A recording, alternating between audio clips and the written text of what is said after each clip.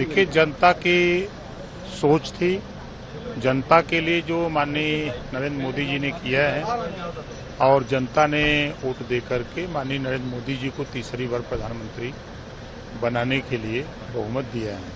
Sir, आप खुश हैं?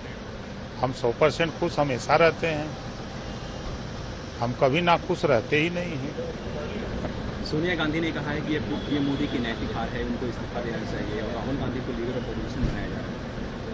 देखिए, कांग्रेस का अपना काम है और सोनिया जी कह रही हैं तो बड़ी लीडर हैं। वोट से सरकार बनती है, वोट से सरकार गिरती है। एक वोट से अटल जी की सरकार गिरी थी, याद होगा। बहुमत मोदी जी के साथ है। पहले ही एनडीए गठबंधन ने पहली बार, जो गठबंधन था, पहली बार ही प्रधानमंत्री का चेहरा घोषित करके चुनाव लड़ा और प्रधानमंत्री की कुर्सी पर बैठाने के लिए सब लोग पहले से मन बनाए हुए थे। सर, विपक्ष हो या अखिलेश यादव हो, वो कह रही है बैसाखी की सरकार है, नीतीश कुमार कभी भी पलट सकते हैं, चंद्रबाबू नायडू कभी भी पलट सकते हैं, तो ऐसे में बीच में भी चुनाव हो सकता है, ऐसा कांग्रेस के लोग कह रहे हैं। देखिए, विपक्ष कल तक ये कहता था सरकार नहीं बनेगी, अब सरकार बन गई। अब कह रहा है कि लंगड़ी सरकार है, सरकार नहीं चलेगी। 5 साल जब सरकार चल जाएगी तब क्या कहेंगे। विपक्ष का काम है, देखिए, लोग अपने मुद्दे से भटक गए हैं।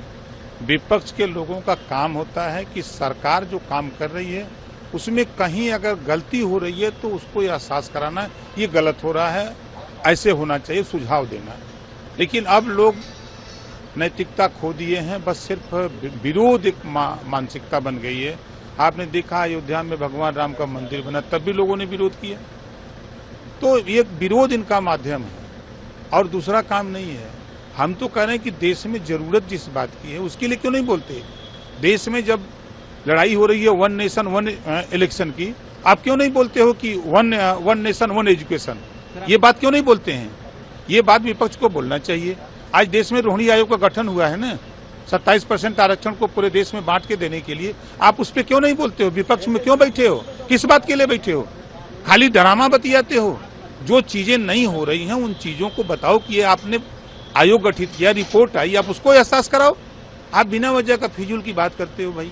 हम तो देखिए सिद्धांत की राजनीति करते हैं भैया।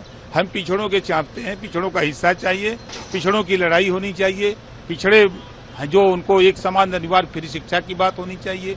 आज मोदी जी ने तो किया है, सोलर पैनल दे रहे हैं, 75% सब्सिडी पर लगा के बिजली का बिल माफ कराओ।